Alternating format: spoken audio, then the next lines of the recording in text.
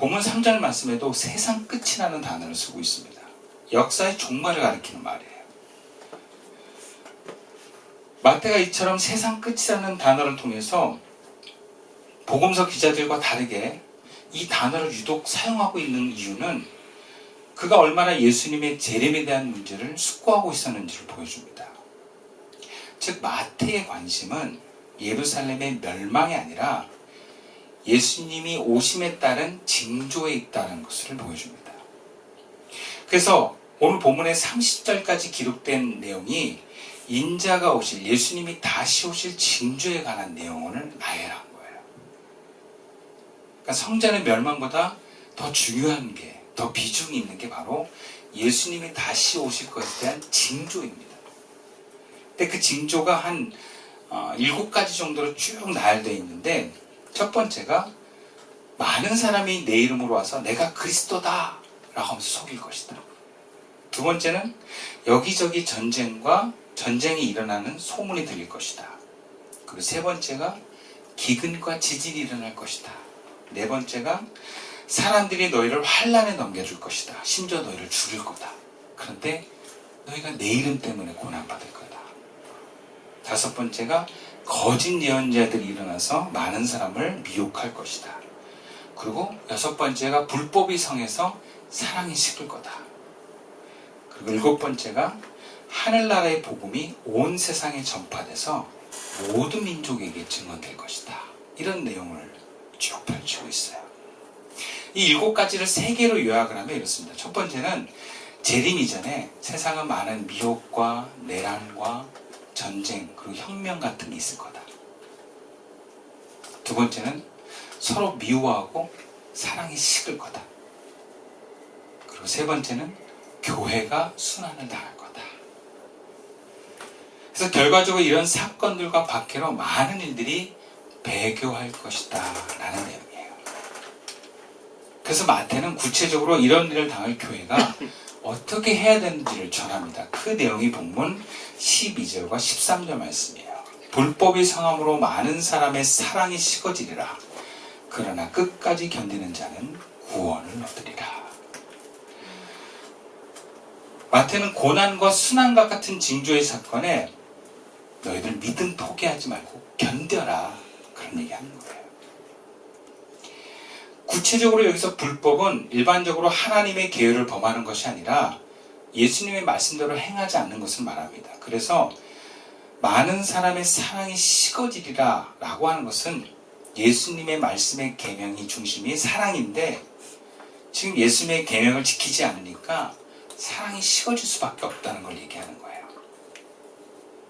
즉 이것은 교인들의 사랑이 식어짐을 말합니다. 사랑이 식어진다는 것은 결과적으로 예수님에 대한 사랑도 식어지는 것을 말해요. 그럼 어떻게 됩니까, 사람들이?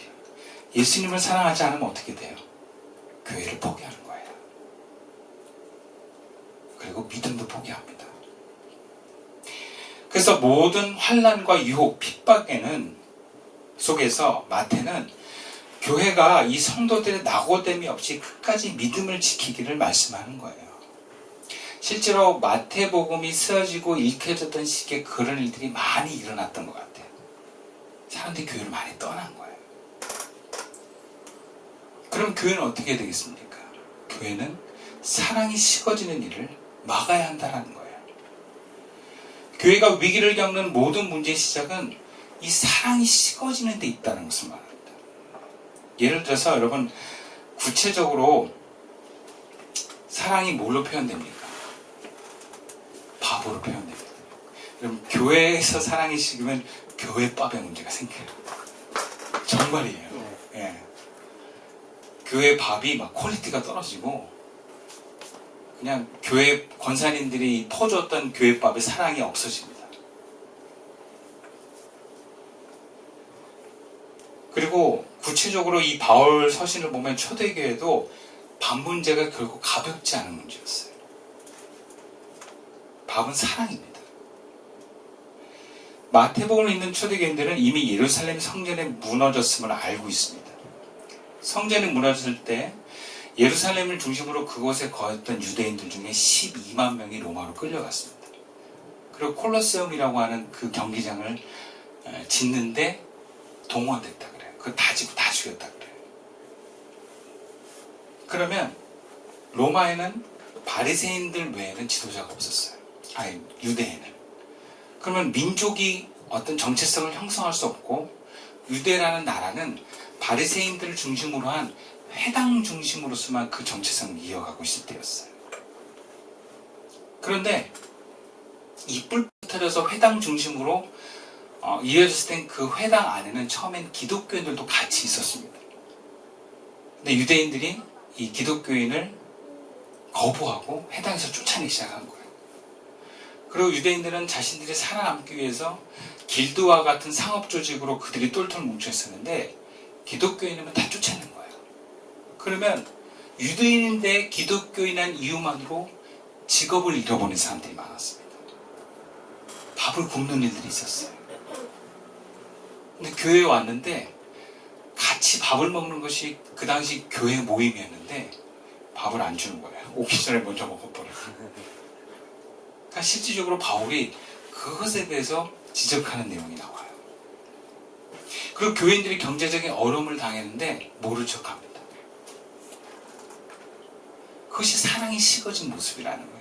그러면 그 어려움을 당한 교인들은 결국 도움을 받지 못하면서 교회 공동체를 떠나는 일들이 일어나요. 그걸 배교라고 했습니다.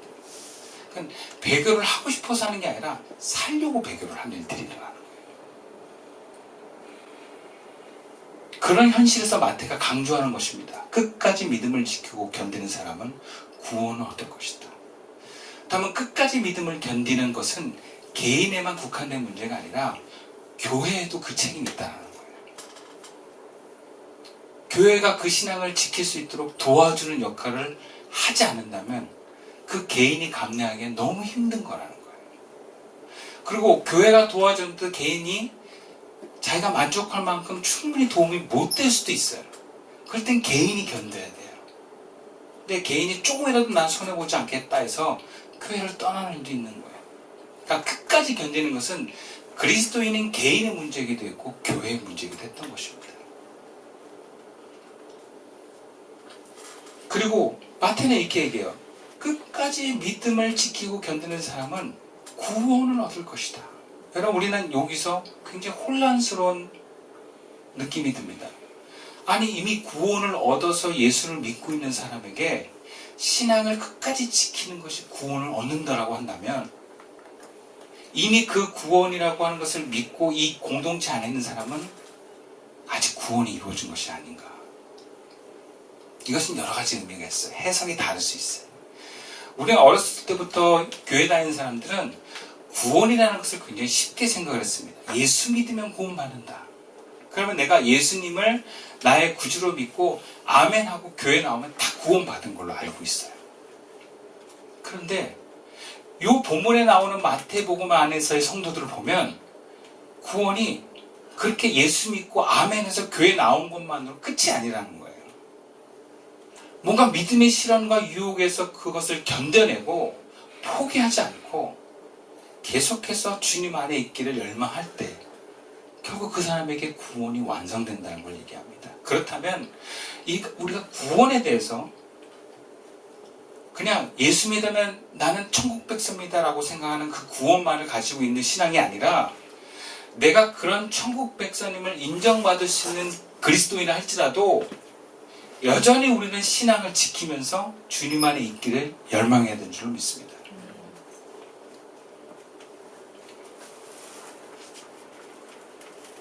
우리는 삶이 식어져 버린 그리스도의 사랑과 하나님 나라를 향한 열망들이 식어지면서 이미 구원이 이루어졌다는 착각 속에서 우리의 신앙의 열정을 포기하는 경우가 있습니다.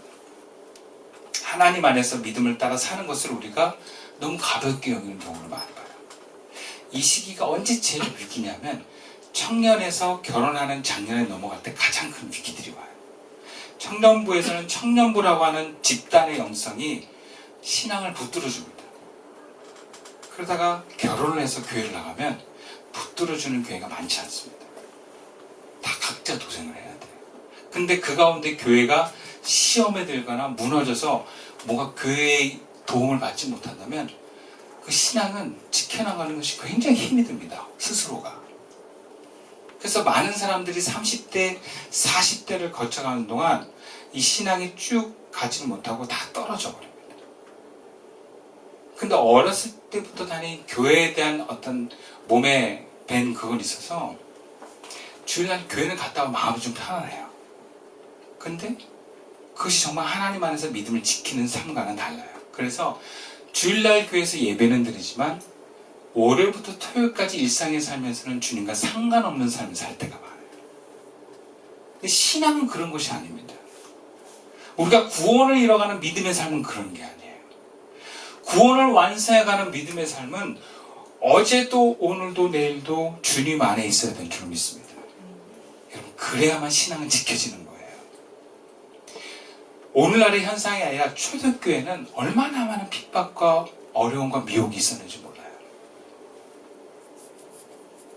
이 어려움으로 말미암아서 우리 가족들이 밥을 굶기도 하고 또 자기가 살던 집에서 쫓겨나는 수도 있었어요. 그리고 기록에 하면 유대인들이 얼마나 악하게 그리스도인들을 괴롭혔는지 모른다 그래요. 심지어 막 패기도 하고 죽는 일도 있었다 그래요. 이런 위기 속에서 신앙을 지켜나가는 것은 목숨을 거는 거였어요. 간절했습니다. 근데 오늘날 우리는 그러한 상황에 처해있지 않습니다. 많은 청년들이 교회를 떠나면서 저한테 이런 얘기를 했어요. 목사님, 저 예수 안 믿어도 별 문제 없는 것 같아요. 우리는 육체적으로 혹은 정신적으로 고통을 당하지 않으면 살만하다고 생각합니다. 그래서 교회를 떠나도 주님을 떠나도 담대합니다. 그러나 이것은 미혹입니다. 우리가 하나님 안에서 벗어나면, 하나님의 보호하심에서 벗어나면 우리의 삶은 우리 스스로가 책임져야 되는 인생이에요. 그러나 우리에게 주어진 인생은 인간의 힘으로 이겨나고 감당하기는 너무나 어렵습니다. 그런 삶을 살아가는 우리에게 주님은 당신과 함께 하기를 원하십니다. 주님 안에 있기를 우리가 원하시는 거예요. 어떻게 보면 우리의 오늘날의 상황은 여러분 종말의 상황이라 해도 과언이 아닙니다. 언제 직장에서 쫓겨날지 몰라요. 언제 경쟁에서 내가 떨어지면 그냥 무조로 인생이 낙인될 수도 있어요. 찍힐 수도 있어요. 가정을 지키고 사는 것이 그렇게 만만한 세상이 아닙니다. 돈을 버는 것이 얼마나 힘든지 몰라요. 점점 어려워지고 있어요. 앞으로 더 어려워진다 그래요. 이런 어렵고 힘든 삶 속에서 우리는 어떻게 보면 개인적으로 볼 때 이것은 종말에 가까운 것입니다. 세상이 망하든 말든 내가 지금 죽겠는 거예요. 여러분, 이것은 종말이에요. 이런 종말의 삶을 살아가는 우리들에게 주님 버티라고 합니다. 우리가 주님의 은혜 가운데 벗어나면 삶이 종말입니다. 그걸 깨닫는 것은 어렵지 않아요. 근데 우리가 그것을 인정하지 않을 뿐이지. 그러니까 우리가 나는 종말의 삶을 살고 있다 해도 과언이 아닙니다. 그렇다면 우리의 삶은 종말의 상황 속에서 믿음을 지키는 싸움을 하는 거예요. 그래서 다른 말로 하면 버티는 인생을 사는 거예요. 우리가 주님의 은혜를 주일날 받았다고 하는 한 주 하루하루를 어떻게 날마다 은혜롭게 살 수 있겠습니까? 예배 한 번 드렸다고 우리가 한 주 내내 막 웃으면서 생명 충만하게 사랑하면서 살 수 있을 것 같아요? 힘듭니다. 주일날 은혜를 받아도 한 주간은 버텨야 되는 날이 있어요. 하루하루가 힘들 수 있어요. 저도 날마다 싸워요. 제 어떤 영적인 그 하나님의 은혜를 빼앗기지 않기 위해서 날마다 싸워요. 그러나 그것이 쉽지 않습니다. 버티는 것 또한 쉽지 않습니다. 오늘 설교에서는 개인적인 종말의 관점에서 메시지를 전하고 있습니다. 그렇다면 우리가 개인적인 측면에서 우리가 종말에서 우리의 신앙을 버티려면 어떻게 되는가? 오늘 두 가지만 나누고자 합니다. 첫 번째는 종말의 상황을 알아차리고 피하십시오. 마태는 큰 환난에 너희가 닥칠 건데 그 환난의 때에 이것이 종말의 환난인 걸 알아차리고 피하라고 합니다. 16절 말씀에 유대에 있는 자들, 여기서 유대는 예루살렘을 포함하는 지역이에요. 산으로 도망할지어다 이렇게 얘기합니다. 성전이 멸망된 후에 유대는 더 이상 그리스도인이 머물러 있을 곳이 아니었습니다. 기록에 의하면 폐허가 됐어요. 그리고 예루살렘이 아니고 산으로 도망하는 데는, 여기서 산은 구약에서는 전쟁 시의 피난처였고, 기원 후 70년 예루살렘의 멸망 때 산은 베다니의 지방 도시인 펠라로 도망가는 거였다 그래요. 그래서 그 당시에 그리스도인들이 유대 안에 있는, 예루살렘 안에 있는 그리스도인들이 거의 대부분 펠라라는 지역으로 갔다고 합니다.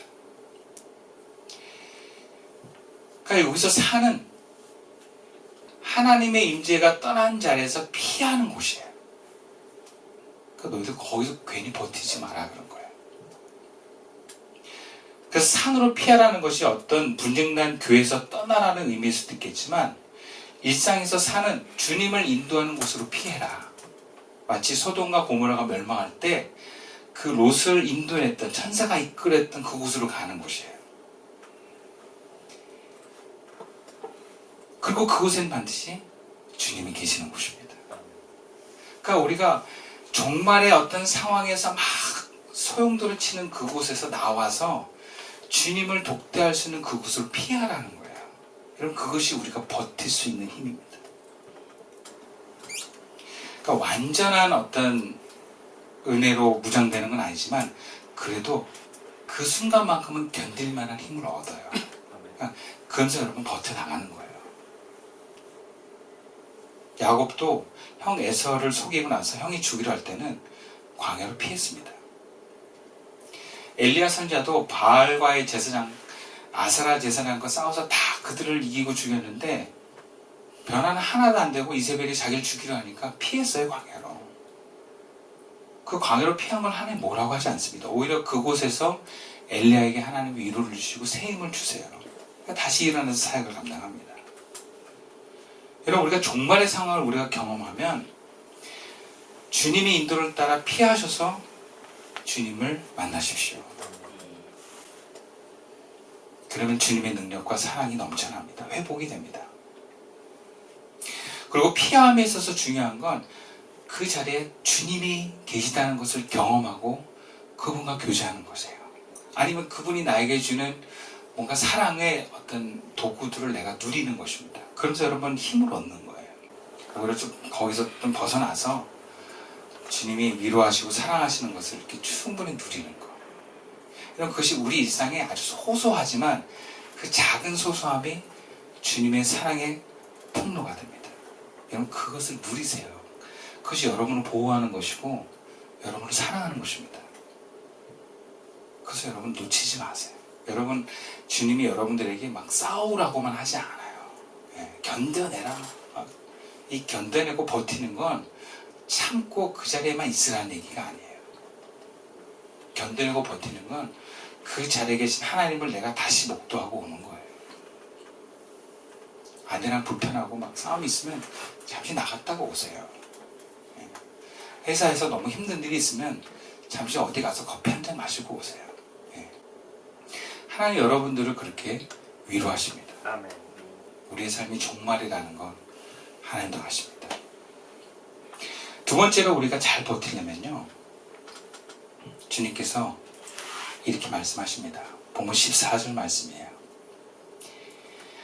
이 천국 복음이 모든 민족에게 증언되기 위하여 온 세상에 전파되리니 그제야 끝이 오리라. 여러분, 우리가 버틸 때 잊지 말아야 될 것은 무엇인가? 여러분, 이 고난도 끝난다 라고 하는 희망을 가지라는 것입니다. 마태는 분명히 이야기합니다. 언젠가는 끝이 온다.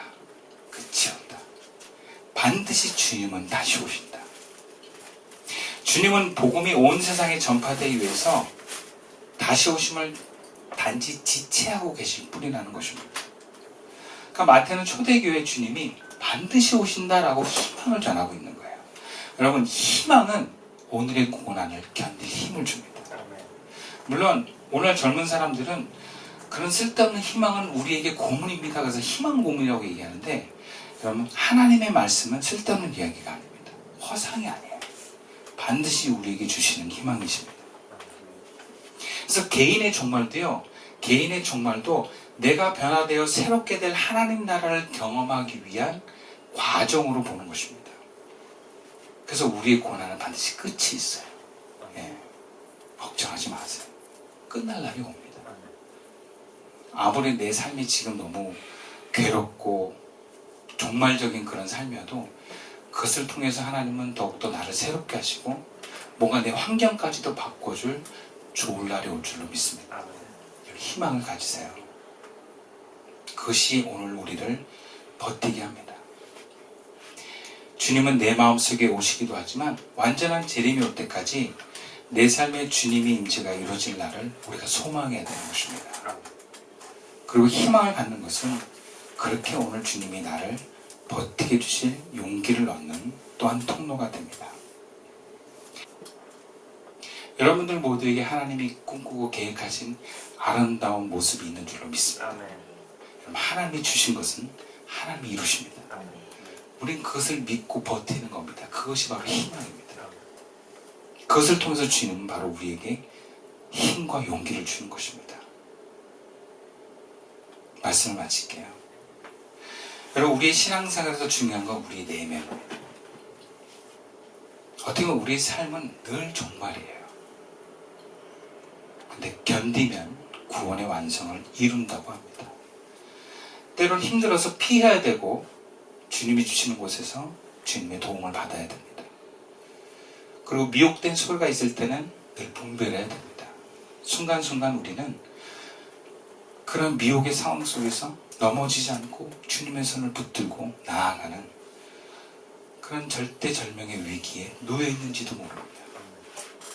그러나 주님은 그런 우리를 붙들어 주십니다. 또 그런 사람들을 우리에게 붙여주십니다.